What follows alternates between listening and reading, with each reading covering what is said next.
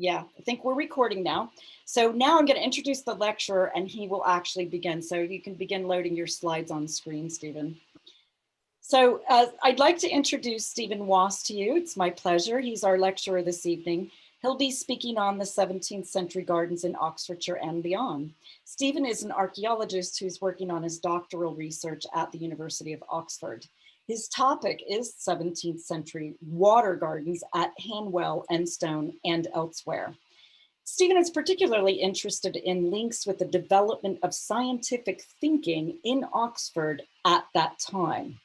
He also works as a commercial archaeologist specializing in historic gardens and landscapes, and is currently project archaeologist for the latest round of restoration work at Stowe Landscape Gardens. So Stephen, welcome. Thank you very much. And if you're all sitting comfortably, then we'll begin. Again, I'd like to add my apologies for the slight hiccup at the start, but I think we're all good to go now. I'm going to begin by reflecting on how I managed to get into this wonderful business of studying historic gardens, because I have to confess that up until about 10 years ago, apart from the kind of the everyday enjoyment I think we all have of historic properties, I had no special interest in historic gardens. However, back in 2010, I joined the master's programme at the University of Leicester to study historic archaeology, and was invited to take on a project in order to generate some content for a dissertation. Originally, I thought of doing the 19th century fortifications of Paris. But hey, Paris is great, but it's a long way away. So in the end, I opted to look at the historic gardens just up the road from where I live in Cropredy, over the border into Warwickshire, to Farnborough Hall. I'm sure many of you are familiar with this property, and essentially I did a deal with the National Trust.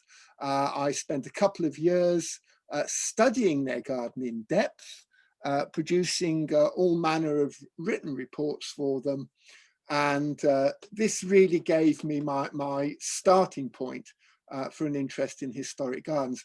And I think it taught me a remarkable lesson which has stayed with me ever since. Namely that although the garden is quite well known, portions of it are open to the public, obviously it's owned and maintained by the National Trust, it was still packed full of features that were neither well understood nor recorded, nor, to be frank, particularly well looked after. So 2 years of study in the gardens at Farnborough revealed a quite remarkable series of Georgian engineering features, which recorded, I'm rather happy to say, ultimately most of them have now been restored or repaired. But for me, this was the beginning of, if not an obsession, certainly an interest. Now, as I'm sure you're aware, when you're kind of embarking on the study of a historic garden, you tend to get involved and interested in what else is going on in the immediate location. And a little bit of reading around and study led me to the gardens at Hanwell. This is a village that's just 2 miles south of Farnborough, a couple of miles north of Banbury, really right in the extreme northern corner of Oxfordshire. And a little bit of reading around, as I said, very quickly produced some quite extraordinary information about what was happening at Hanwell. And specifically, a whole series of entries in Robert Plott's well-known publication, his Natural History of Oxfordshire, first edition, 1677, which seemed to mention Hanwell rather a lot of times. And what extraordinary references there were. He talks about elm trees, he talks about fossils, he talks about an extraordinary watermill, and many, many other features. Clearly, Hanwell was quite a special place that he knew well. And when he starts talking about a particular feature known as a House of Diversion, within which showers can be made to descend at pleasure, and other features can be demonstrated, this is clearly quite an extraordinary feature within the landscape, suggesting we have quite an extraordinary garden. So it was a fairly straightforward job to contact the owners of this property and be greeted with the line, "Do you know we've been waiting for 30 years for someone to turn up and show an interest in our garden?" And what an interesting garden it was, as you'll see, as we start to explore the physicality of the garden, the surviving remains are really quite extraordinary. But before we do that, we need to really consider what became the mainspring for a new project, for a new subject of study. Because in his references to Hanwell, Robert Plot makes a most extraordinary statement. He's talking about Sir Anthony Cope, the owner of the property, and he says he's the great virtuoso, the right worshipful Sir Anthony Cope of Hanwell, the most eminent artist and naturalist while he lived, if not of England, most certainly of this county, whose house I thought seemed to be the real New Atlantis, which my Lord Viscount Verulam had only in fancy. Now, what on earth is going on here? A property in Oxfordshire, which is given the title of a New Atlantis. It certainly is something, I think, which demands closer examination. And in effect, what Plot is referring to is a posthumous publication made by that great philosopher, lawyer, courtier, early pioneering scientist, Sir Francis Bacon. And his only work of fiction was a utopian novel, as you can see, never quite finished, entitled The New Atlantis. And it was a story of a fantastical voyage in the Southern Ocean to an island. And the island, the New Atlantis, was the subject of his work of fiction. And in it, he painted the picture of a community, an idealized community, which was almost entirely given to the study of natural philosophy, as science would have been termed at the time. And he painted a wonderful picture in words. You can see some of that rendered into an image on your screen of an establishment whereby people could pursue their experimental studies of the natural world. And this New Atlantis consisted not only of structures, of lecture rooms and libraries and laboratories, but much of it was set within a garden. And the garden was a key component of making facilities available for this study to be undertaken.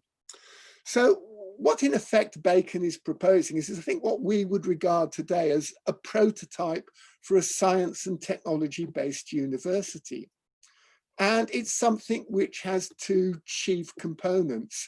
It's partly about gathering together a community of like-minded people who can bounce ideas off each other and thereby advance their scientific thinking.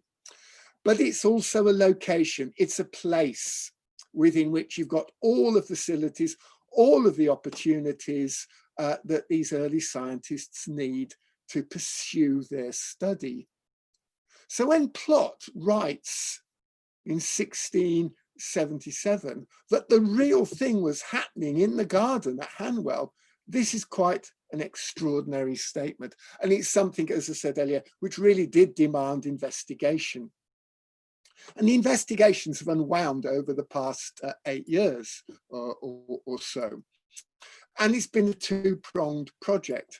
It's been partly an investigation into the history of the site. And this, of course, leads us into that strand of community. Who are these people who are potentially using this garden for their scientific interests? And also, as we shall see a little later on, it leads us into an investigation of the surviving elements of the garden and how we can reflect on how they may have been used for promoting what essentially became known as the scientific revolution. So Francis Bacon, in many ways, kicks it all off. But the family that we're going to be considering in some detail this evening are the Copes, the Cope family of Hanwell. The first Cope to come to prominence, if you like, was William Cope. He was cofferer to King Henry VII, and in 1498 he takes control of the manor of Hanwell, and he commences building himself a rather fine castle, a very fashionable, up-to-the-minute building, built in an aggressively modern material, built in brick. You can certainly imagine the locals sort of tutting and sucking their teeth at this unwanted modern intrusion into their landscape.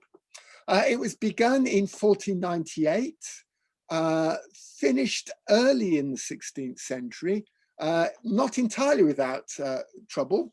Sir William dies during the process whilst the castle is being constructed, and his heir has to sue the executors to ensure that the castle is completed according to the plan.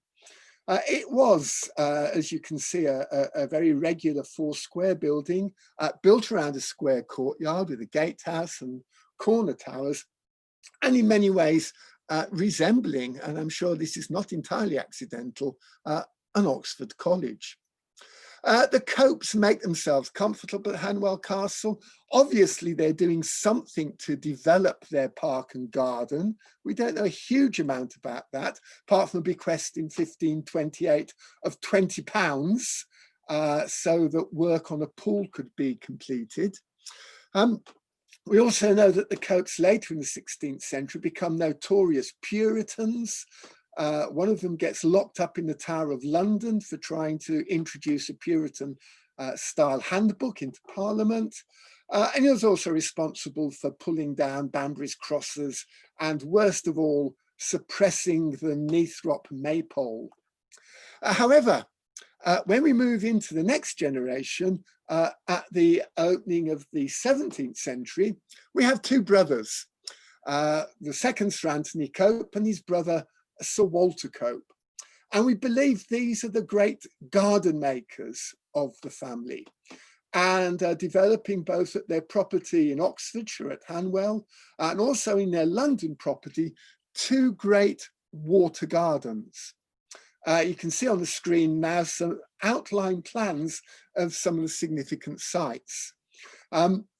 The thing that is important to remember is that Sir Walter Cope takes himself off down to London, where he becomes an associate of the Cecils, very much the courtier, the man that's leaned on to go for various missions, carry out various details within duties within the court. And he builds himself a magnificent structure called Cope Castle. Today we know it as Holland Park. And he also builds himself a large and elaborate water garden, not a place we can visit today because essentially it's partly buried under Kensington High Street. But he's clearly, together with his brother Sir Anthony back in Oxfordshire, part of a garden making movement, which Francis Bacon is also participating in his gardens at Gorhambury, down at St Albans. They're participating in a particular style of garden making, which makes great use of very, very elaborate waterworks. We're not talking particularly here about fountains or cascades, but really the geometry, making elaborately shaped and interconnecting pools and canals with islands attached in various interesting ways. So we know that Walter Cope was making his garden in the opening decades of the 17th century, and we're fairly confident that his brother Sir Anthony was doing a very, very similar job of really large-scale engineering up at Hanwell during this period. And this is engineering which demands massive systems of earthworks, huge dams crossing the valley, which runs off to the east, just below the castle, and using these dams and various canals which feed water behind them to create systems of pools and ponds and canals, as well as a number of other features that we'll look into. But the chief actors in the historical part of our story this evening is Anthony Cope III. He's the 4th Baronet, and his brother John. A charming, charming portrait of the two of them here. I think Sir Anthony must have been about 8 when this was painted, and his brother 2 years younger. Their father dies quite young, a few years excuse me, a few years before the outbreak of the English Civil War. And the estate and the boys are managed by their mother. And she must have been a fairly shrewd operator, as the estate at Hanwell seemed to come through the English Civil War comparatively unscathed. Anthony goes up to Oxford in 1649. He goes up to Oriel College, and Oxford at that stage must have had an extraordinarily febrile atmosphere to it. This is a few months after he goes up to Oxford. Charles I is executed. Oxford, obviously having been the royalist capital during the Civil War, is packed full of disaffected royalists. A lot of the college lecturers have been ejected from their places by parliamentarian inspections. And into this turmoil, if you like, goes Sir Anthony. And I think it's at this stage that he really gets bitten, if you like, by the science bug, by a great enthusiasm for all things scientific. And it's fairly clear that he must have made some kind of contact with one John Wilkins. Wilkins, at the same time that Cope goes up to Oxford, becomes the warden of Wadham College. And as is well known, a great encourager of the various people in Oxford who are out there thinking scientific thoughts. Wilkins' role is to draw them together, to create gathering places, platforms for speakers, and he creates a garden at Wadham, which he packs full with wonders and marvels, many of them designed to create this sense of wonder and this insight into natural phenomena. So as I said, there's a family connection with the Copes, and it has to be the case that through his connections with Wadham, Sir Anthony Cope becomes a virtuoso, an early pioneering scientist. You'll remember that the key element for the new Atlantis is gathering together like-minded people. So part of the research has been to draw on Sir Anthony's Oxford connections and try and discover who else is joining him at this extraordinary community that's making use of the garden up at Hanwell. And we know of at least 3 potential candidates for what we might call this group of new Atlanteans. One of them is a cleric called Richard Allestree. Allestree is much loved at Christ Church in Oxford because he managed to save the college plate from a marauding band of parliamentarians. In the 1650s, during the Commonwealth, Allestree is essentially operating as a secret agent. He's gathering contributions from royalist families in the Midlands, taking the money, smuggling it across the channel and giving it to Prince Charles, the future Charles II, the king in waiting. And this is an appallingly dangerous undertaking.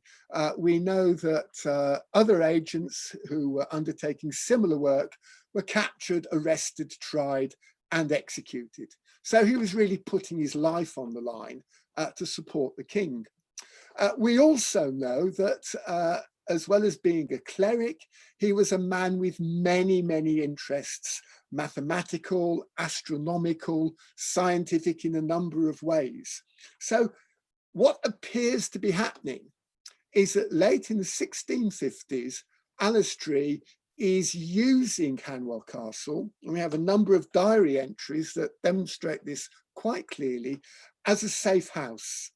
So he goes out on his missions. He will be collecting contributions, traveling to the continent, coming back and lying low, I guess, at Hanwell until it's time to go out again. So he's there, he's become part of this community. And as we've already said, as well as having the royalist interests at heart, he's also something of an early scientist. Now, another individual that we know of who has moved up to Hanwell late in the 1650s is a musician. And this isn't quite as strange as you might think for a scientific community, because at the time, music was very much seen as part of what scientists were interested in. Baltzar was a German. He turns up in London in late in the 1650s, and he plays the violin. The thing about the violin at this stage is it's still quite a modern instrument.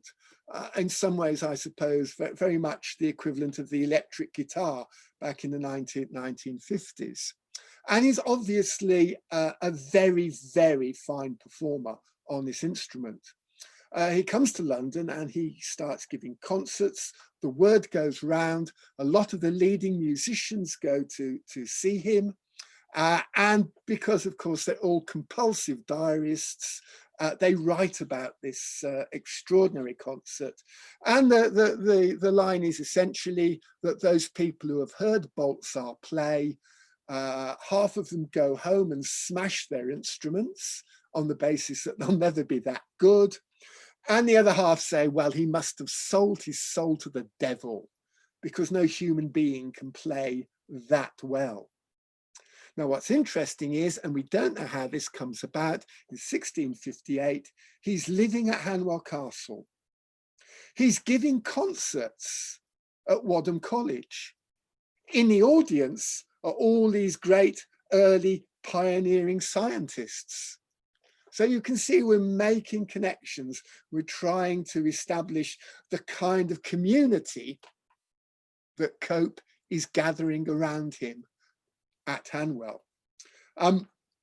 We'll have a little snatch of music. I'm not sure how well this is going to work, but it's an extraordinary fact that some of his music survived, much of it almost certainly written at Hanwell, and it's rather a nice thought to imagine the tones of his violin echoing out over the gardens, perhaps, of a summer's evening. Let's hear a little bit of Baltzar's composition. Let's see if this works.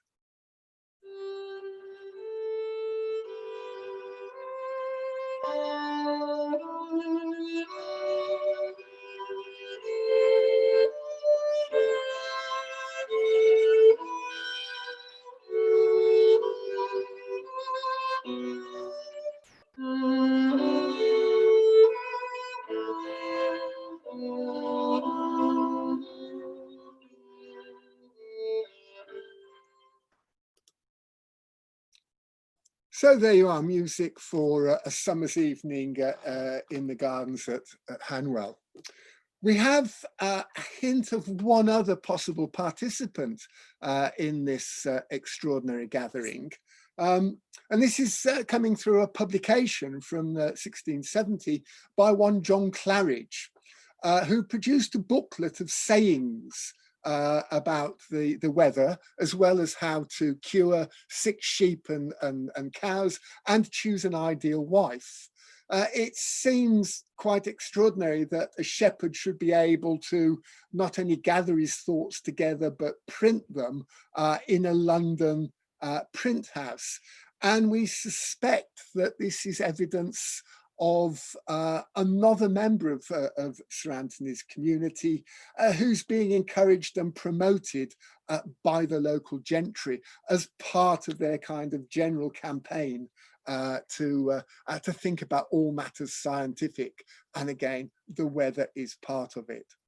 So we have some of our actors, and we have a very, very rough idea of how a number of people could have been coming together at Hanwell, starting in the 1650s, moving on through the 1660s and into the 1670s, when, as we saw earlier, Robert Plot celebrates it all with this idea of the new Atlantis. Sadly, it all falls apart. And what happens next is something of a tragedy for the Cope family, but is rather good news for archaeologists and garden historians, as you will discover. You'll remember that Alastree, living at Hanwell, is a royalist agent. He uses Dunkirk as a port of entry onto the continent, and one of his agents, who was maintaining a lodging house in Dunkirk, was a certain Anne Booth. This is a rather strange situation. We suspect that the Copes also visited Dunkirk, probably early in the 1670s, as part of a short period of service in the army. So there's some kind of connection going on there. Sir Anthony has married Mary Gerard, and sadly, all of Sir Anthony's children have died before him. Sir Anthony himself dies in 1675 with no issue. So normally the estate would have passed to brother John, but brother John has gone and married Anne Booth. And this clearly, in Anthony's mind, is unforgivable. She's just not the right kind of person. So upon his death, the will suggests that brother John shall inherit nothing. Anthony's widow, Mary, obviously wants to honour the terms of her husband's will, but brother John decides to fight it through the courts. It goes to court, and as an offshoot of this, Sir Anthony's widow is declared insane. Whether this was because she had the temerity to disagree with a man is not entirely clear. But it really does end badly. What brother John gets is the right to commit waste. This means he has access to the estate, to the gardens and the park, and he can in effect asset strip it. He won't inherit the estate, but he will be able to make use of it and take from it anything that he can usefully sell. The family at this point moves off to Bramshill in Hampshire, and clearly is a lot of bad feeling going on here. Okay, I'm just going to have to get rid of something from the screen. Excuse me a moment. Okay.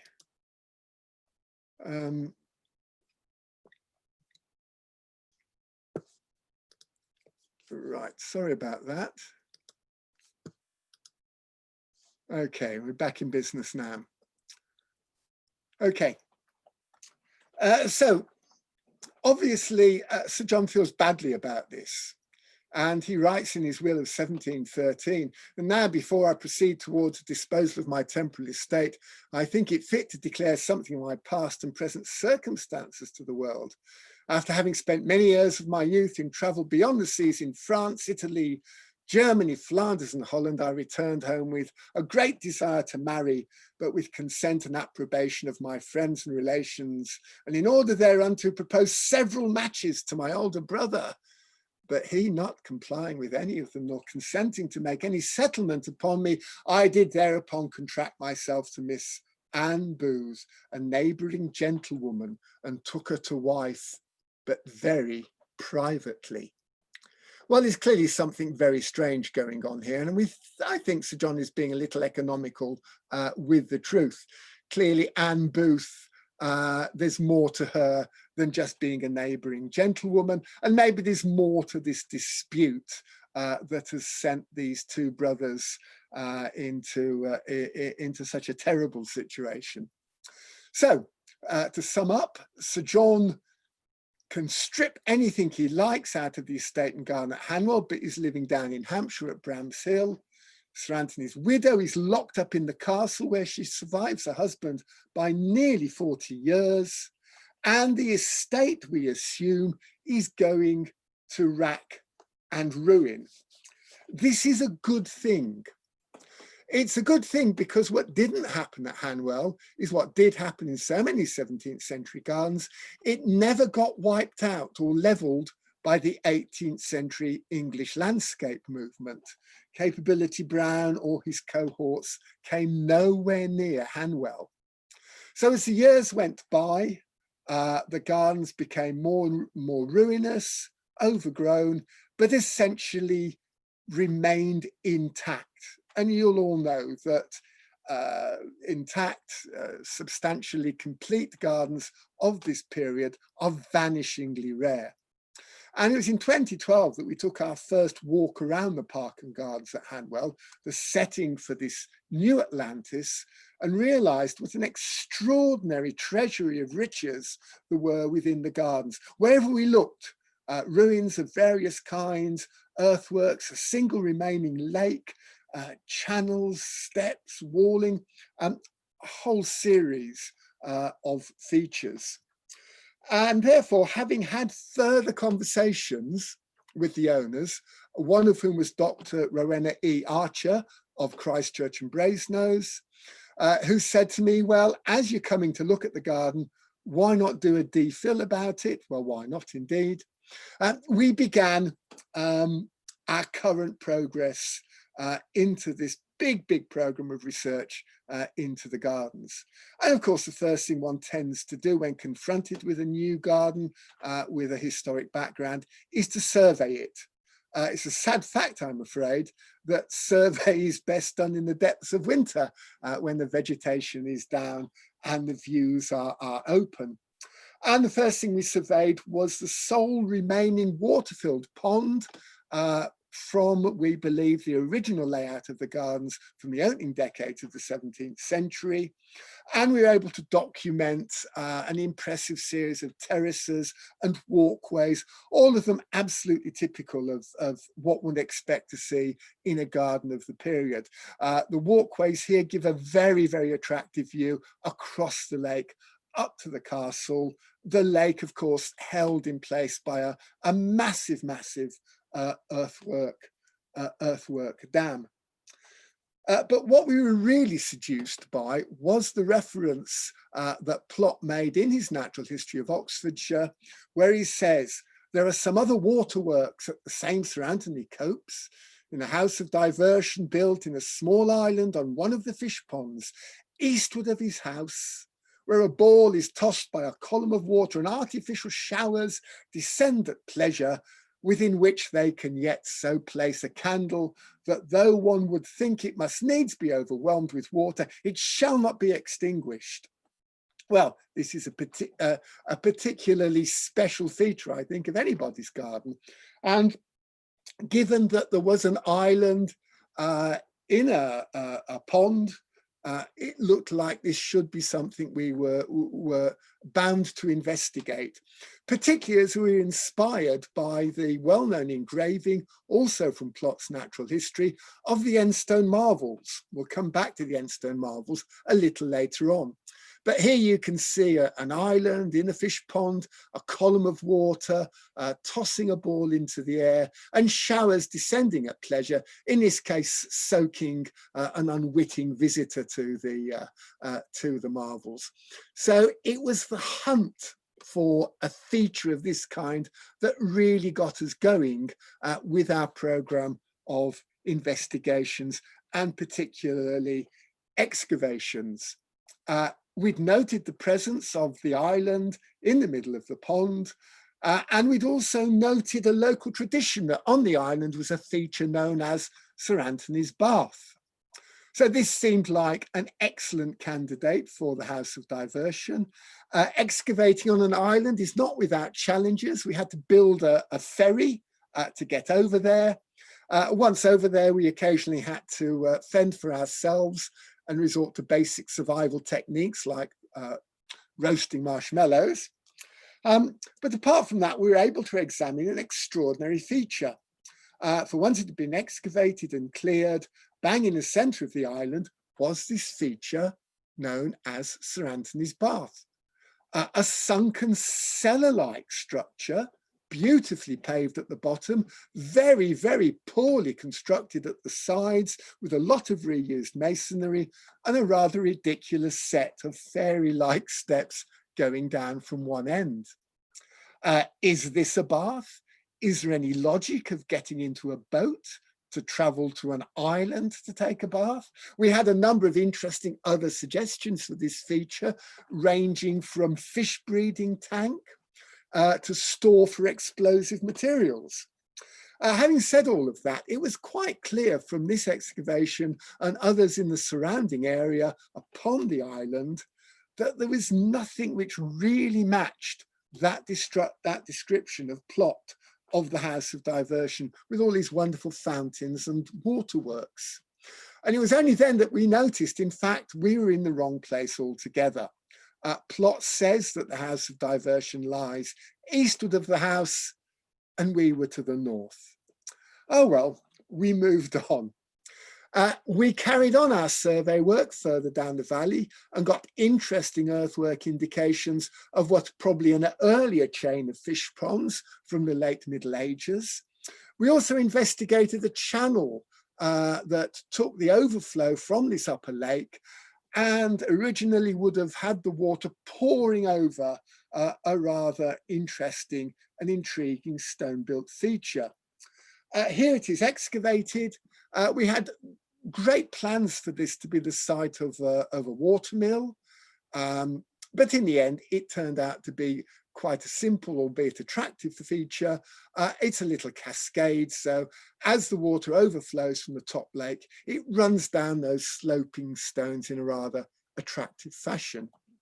What's interesting about this feature is that, first of all, it's made of a lot of reused masonry. Probably, we suspect, pinched from the ruins of Banbury Castle, which had been badly damaged during the Civil War. Also, we had very, very good dating evidence for this, dating it to the 1660s. So it's part of Sir Anthony's campaign to take the earlier water garden and add into it features which start to demonstrate his interests in natural processes, the fall of water, for example. Pottery evidence, clay pipe evidence from material packed under the foundations give us a secure date for this, as I said, for it to be of the 1660s. So we're beginning to develop this field for these structures which are introduced into the garden, a lot of reused material, quite shoddily built in many ways. I guess Sir Anthony's a young man in a hurry who wants to pack his garden, as I said, with a series of wonders and marvels.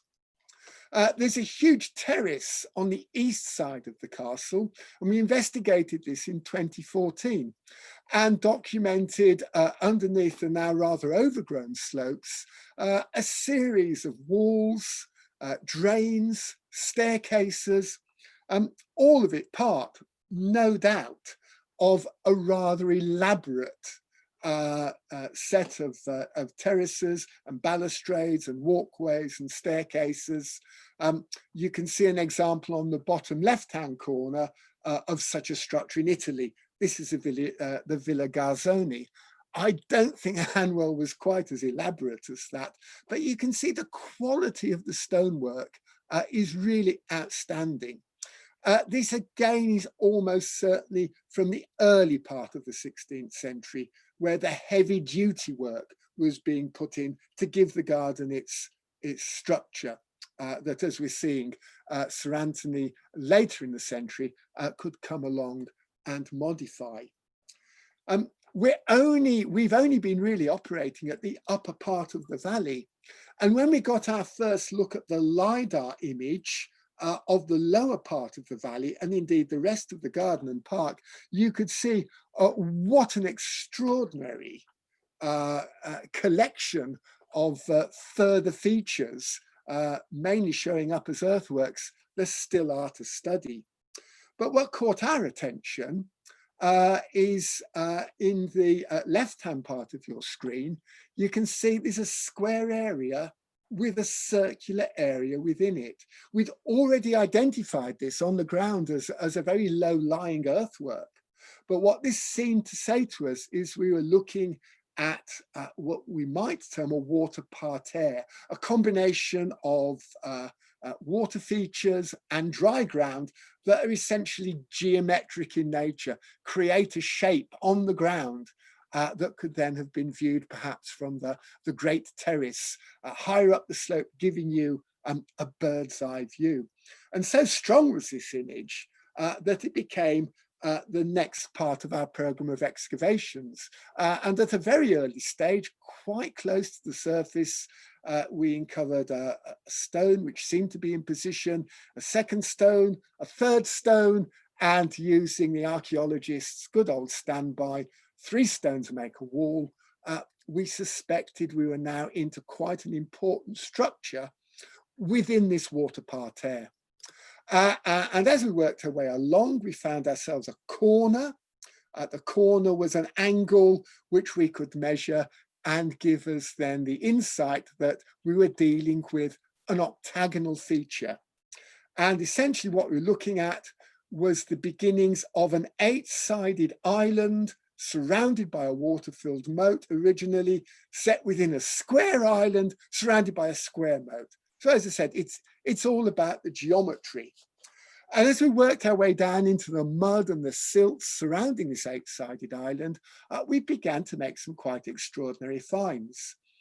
First of all, some very, very elaborate, some fragments of very, very highly decorated pottery vessels, which to our absolutely astonishment, as we continued to clear them up, revealed themselves to be complete 17th century garden urns.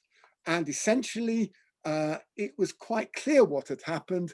These urns had been perched on the perimeter wall of the 8-sided island, and at some point, somebody had systematically walked around the perimeter and pushed or thrown or kicked all of these pots off into the moat, where they'd pancaked, they'd smashed, they'd landed there.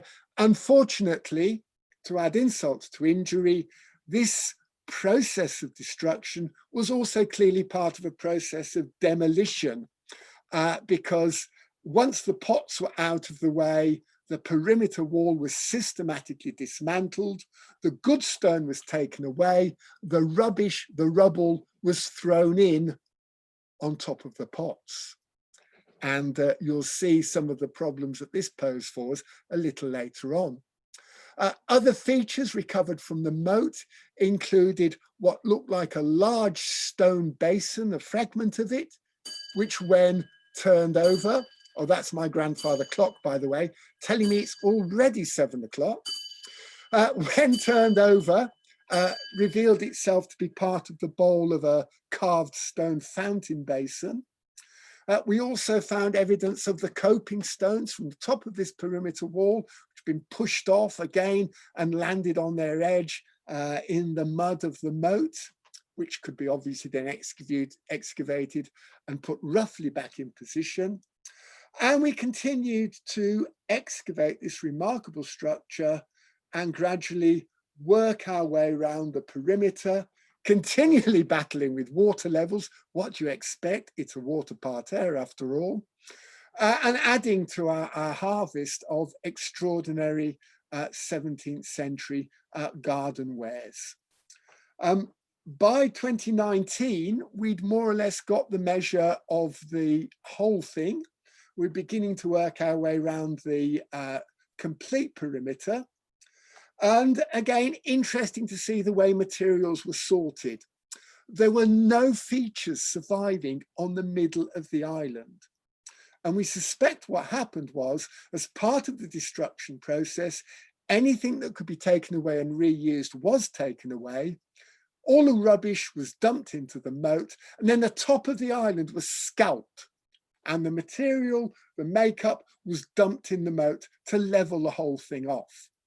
So all the clues to whatever the structure was on that central island were derived from the demolition material, the debris left in the moat. And this included architectural fragments, not enough to make a building, but certainly enough to give us some further clues about the nature of those fountains which we'd read about. Ample window glass and lots and lots and lots of wall plaster, which I think suggested quite conclusively that whatever structure had been on the island, it was a timber-framed building. The collection of pots grew apace. It really was a remarkable survival. And as you can see, other things were thrown into the mud of the moat, including a complete wine bottle.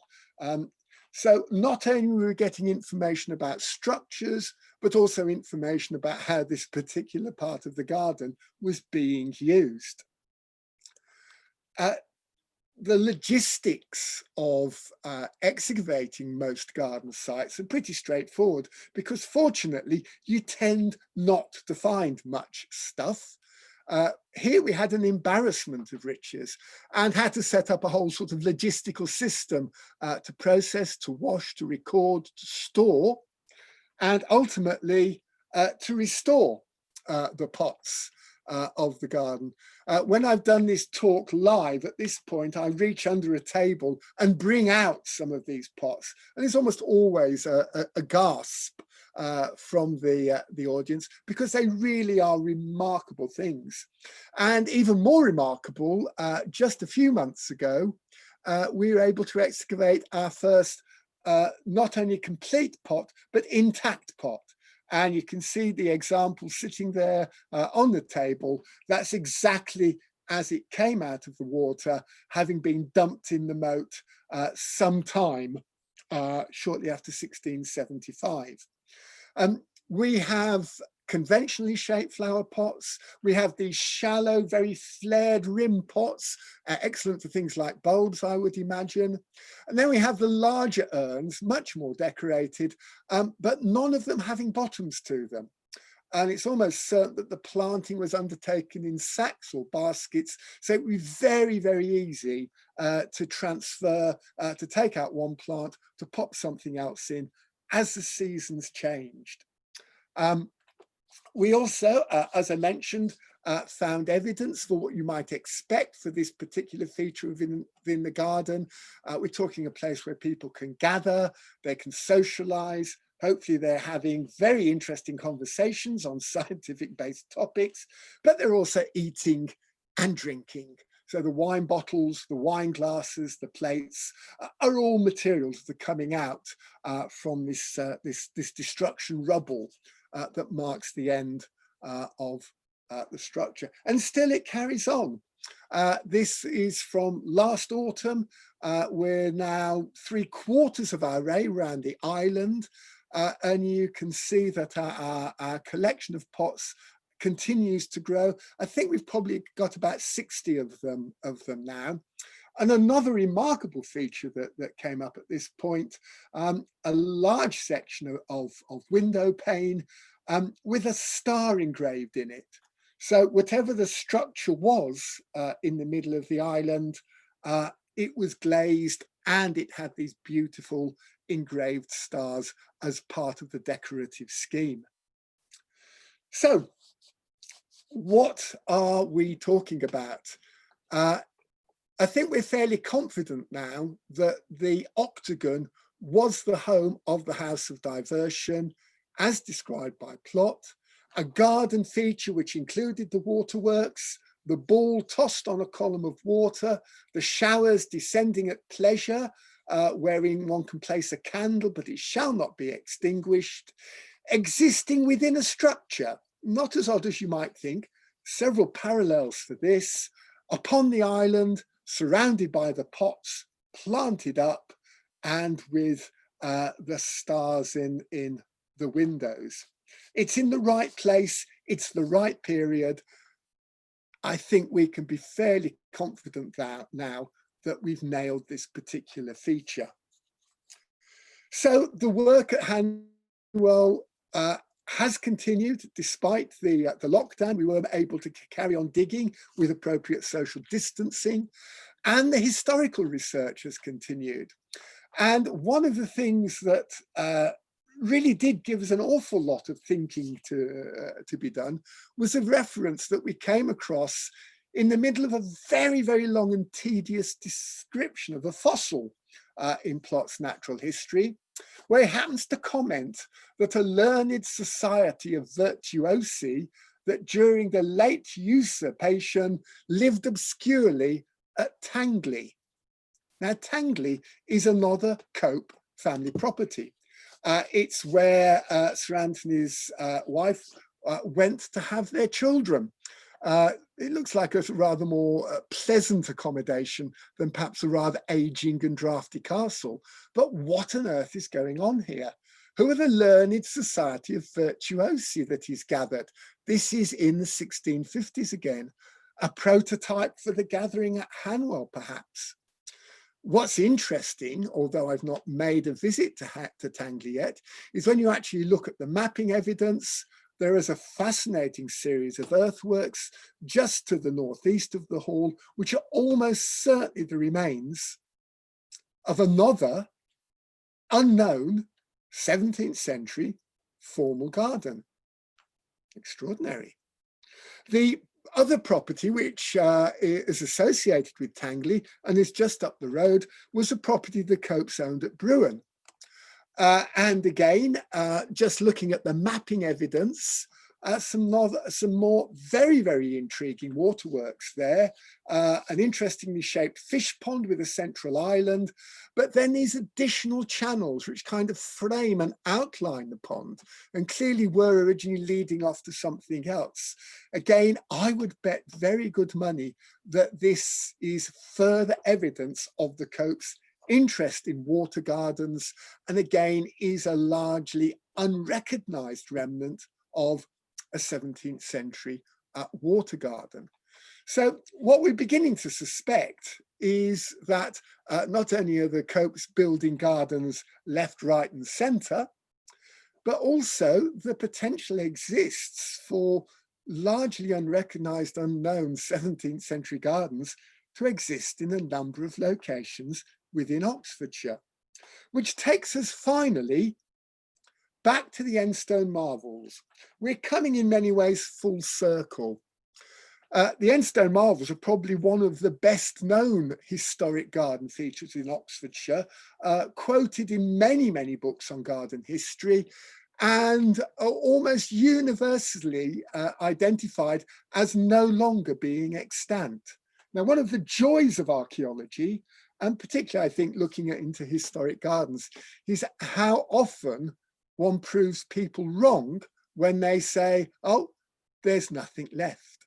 To give you a very quick introduction to the Enstone marvels, built sometime late in the 1620s, early 1630s by one Thomas Bushell, who was a protege of Francis Bacon.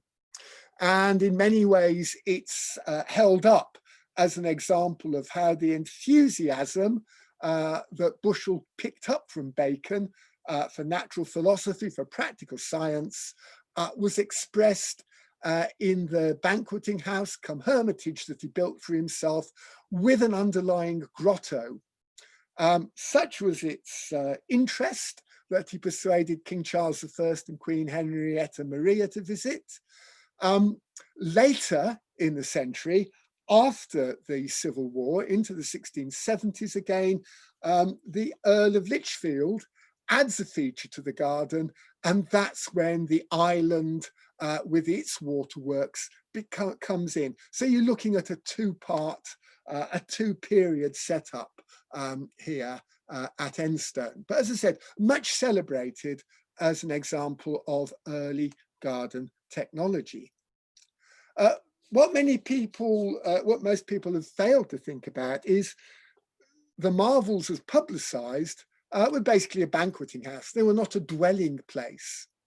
And research within the village and within the documentation suggested very strongly that Bushell's actual residence, from which he wandered out to visit his banqueting hall, was on the other side of the valley of the River Glym, up into the village of Church Enstone, where near Rectory Farm and Rectory Barn, again, were a very, very well preserved series of earthworks, strongly indicating a formal garden of the 17th century. Noted by James Bond, the great sort of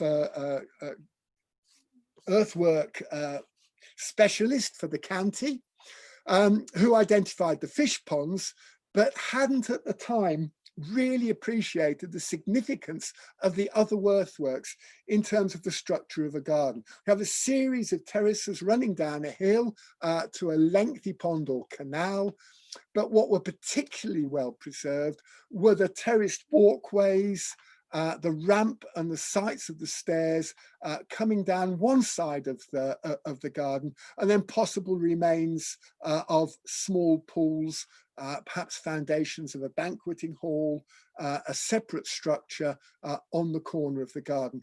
Again, quite a remarkable survival, and at that point, not really on anybody's radar. As part of the investigations into this garden, which were brought about by a planning application to build a rather large house in the field adjacent to the barn there, we had some geophysics done. And our geophysics have come up with variable results, I think, in historic gardens. But the ones for the upper terrace at Enstone were absolutely extraordinary, where we had this pattern of intersecting diamonds, which again very much spoke of an elaborately formal arrangement for this part of the garden. This then inspired us to put together the earthwork evidence, the geophysics, to try and project onto the map the original extent of this garden, and then to confirm various features in the surrounding neighborhood. And the first thing to point out is back on the other side of the valley, close to the believed location of the original Enstone marvels, was this extraordinary stone-lined basin that you can see on the bottom left-hand corner of your screen. And if we just flip back a moment to the original engravings, you can see in front of the hermitage, the banqueting hall there, there's a little stone feature with a wall around it, originally home to a little automata, a statue of Neptune, and then a spaniel chasing a duck round and round and round, all of it powered by incoming water. Where it seems to me we have a very, very good case for this structure surviving in the garden of a bungalow to be part of that feature. Elsewhere in the village, we have a very elaborate drinking trough, which again is almost certainly reusing elements of 17th century sculpture within it. And further up into the village, tacked onto the end of a cottage, we have what looks like an awful lot of recycled grotto, built, as I said, onto the end of a much later structure in the 19th century. So all sorts of features actually still littering the ground. Largely, it has to be said, unrecognized as part of the survival of the Enstone marvels. And when we came to excavate, again, a wonderful illustration of how much is there to be seen literally just below the surface. Within that upper terrace, we excavated not only a boundary wall, but also the lines of paths. We also looked into the location of flower beds. We excavated a fascinating cistern of some type, possibly again associated with further waterworks, clearly demonstrating and indeed documenting the fact that there was a massive amount of material surviving of a formal garden and potentially from the outlying marvels themselves. Now, all this was done within the proper format of planning. So we were on site as part of a team to maintain a watching brief as the building work went on the new house. And part of what they were scheduled to do was to recreate the fish pond. This seemed a reasonable thing to do, and we were on hand to record any material that came out of the pond that was dredged out, well, was cleared out, as you can see with the digger at work here. At this stage, the earthworks, all of the garden features were surviving largely intact. In the photograph on your screen at the moment, you can see just on the edge there, the ramp, the site of the staircases and terraces running down the edge of the garden. Sadly, when we returned the following winter, it had all gone. The pond had been completed, I suppose, in some ways in a rather aggressive way, lined with material. But an afternoon with a large digger on site, and all of the earthworks were levelled. And I think this is a sort of lesson. All of the sites that we've been discussing this evening, none of them have an awful lot of protection associated with them. Again, because in many ways they're largely unknown. That's why I describe them as forgotten gardens. And it just shows to you what can be done with a large excavator and a tank of diesel in an afternoon.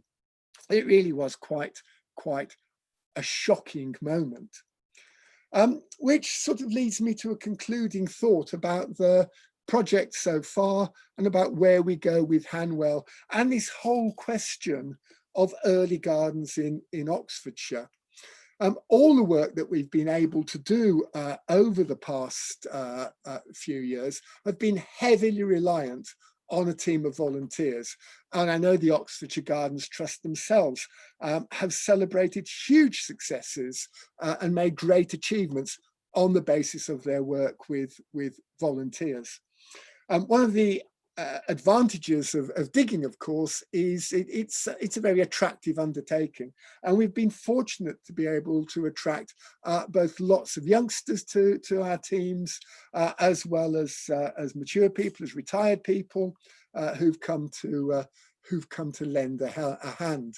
Now, we're not finished at Hanwell. We've got more work to do to complete the excavation of the House of Diversion, which we hope to do this summer. We also want to go all out for Sir Anthony's mill, which was set up so it could simultaneously grind corn, polish stones and bore out cannon. Seems quite a strange thing to put into your garden until you remember that what Sir Anthony is trying to do is to demonstrate his mastery of all things technological. So that's our target. But we're also now getting our sights set slightly wider. We're becoming very, very interested in trying to discover just how much more does survive within Oxfordshire of gardens of the late medieval and early modern period.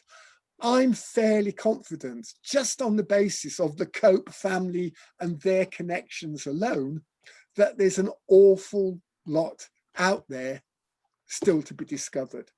And this may well be a topic for future discussions that we may be able to join, to enjoy together with you good people from the Oxfordshire Gardens Trust.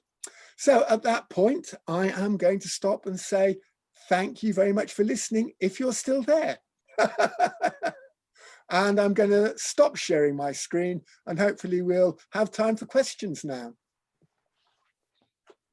Well, thank you, Stephen, so much for that amazing, all-encompassing talk about 17th century gardens. And I hope and think that you'll probably find it was all well worth waiting for. I'm sorry about the extra time that it's taken, but if anybody's got any questions that they'd like to put to Stephen, perhaps you could put them in the chat box, and we can keep having a bit of a discussion about this. I know. Okay. I can see some questions now. Shall I start answering them? Yes, if you would. Okay. First, I'd like to say hi to Nicola Coldstream, who has played a very special part in my education as a garden historian, because she was present at an open meeting that we had at Enstone on the site of that formal garden. And there was me banging on about all things Renaissance. And she reminded me of a number of great medieval gardens and the possible Sicilian and Arabic influences on the development of those gardens, which sent us scurrying off to Hesdin in northern France to look at the great medieval park there and produce some work which is going to be published in Landscape History next year. So thanks, Nicola, for that. You were an inspiration and you certainly put me on the right track. Now on to a question from Catherine Davis. Hardwick House is another cope house which has a lot of odd features in the surrounding area, including fish ponds. Might these be remnants of a designed garden? Yes, you're absolutely right. I've had a look at those features. I personally think they're more to do with the medieval manner than any later garden features. I'm not entirely sure, but I think that they probably represent a much earlier feature over there at Hardwick. And now I'm looking at Bettina Kirkham, who has asked, are you aware of any cope connections in Berkshire? I'm not, but if anyone does hear of any, obviously we know that they moved to Hampshire, which is where a lot of Cope family papers are now in the Hampshire County Record Office. But Berkshire now, I don't know of any Cope connections. And I see that Gillian has a hand up. Yes. Hello, hello Gillian. Hello, I've typed my question in, but it hasn't gone through. Where did the Copes get all the money for this? That's a good question. To a certain extent, they didn't. Both Sir Anthony and his brother Walter, who were doing the serious garden making, the expensive part of the job early in the 17th century, when they died, they both died in 1614, and they both left debts between 20 and 25,000 pounds, excuse me, which equates to several million in modern terms. So they certainly spent outrageously on their gardens. They actually made a lot of their money out of customs duties. They had various concessions to gather duties on various products. Obviously, they had the income from their sort of wider estates. They had many, many other properties scattered around. So they're obviously getting income from agriculture. But financially, they never did that well. And one of the Copes who came along just before the English Civil War was actually let out of debtor's prison so he could entertain King Charles I, which of course would just have put him further into debt. So they borrowed a lot of money is the short answer. Thank you very much. Very modern. Yeah. Okay, I've got a question. Where is Tangley Farm? Have you been to have a scout round? It's not far from Bruin, I suppose not far from Ascot under Wychwood. It's down that end of things. Now, I haven't been for a look at it yet. I've seen the earthworks marked on the Ordnance Survey maps. Oh, and I've seen the LiDAR images as well. I can't sing the praises of LiDAR too highly when it comes to identifying early gardens within the landscape. But certainly once lockdown eases a little, both Bruin and Tangley, we're going to be heading for those at high speed. And I've got a question from James McIntosh. That was fascinating, thank you. I wonder if you have any thoughts why water gardens fell out of fashion. Yes, I think there's no doubt about it. By the 1670s, and this is a real puzzle, they'd had their moment, water gardens. And I think it's important to identify, I think there are two particular strands here. The water gardens as celebrated in Renaissance culture in Italy, I think are about something quite different that doesn't translate particularly well to our climate. I mean, let's face it, whilst the idea of getting a good soaking from a garden fountain might make perfect sense in an Italian summer, I can't see the attraction in 17th century England terribly much. So I think that most of what we're looking at in the water garden tradition is really a natural extension of a native interest that goes right back to kind of medieval designed landscapes, and I think particularly monastic landscapes, where they developed huge expertise in creating elaborate ponds and pools and moats. And it seems a fairly natural extension in the early 17th century to make use of these skills to create the elaborate water gardens, as we saw, for example, like the one that Bacon makes down at Gorhambury and Sir Walter makes down at Kensington. I suspect it's all tied in with the kind of the rigid formality of things. Also, I think they're really very hard to maintain. And they are damp, and maybe they just don't sort of fit comfortably with the way people wish to kind of conduct their lives as we move later into the 17th and into the early 18th century. Certainly water as used in gardens later on is, I think, much more controlled and rather less abundant than the ones we've been studying so far. Stephen, a question from me. Yeah. You've been finding such a lot of evidence of material culture, which I think is the really fascinating thing that puts the flesh on the bones, as it were, when you can visualize their lifestyle and this partying going on at the banqueting house. What are you actually going to do with those objects that you've been finding?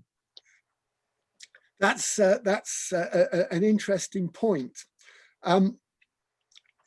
The point with any excavation is essentially any material that is excavated belongs to the landowner.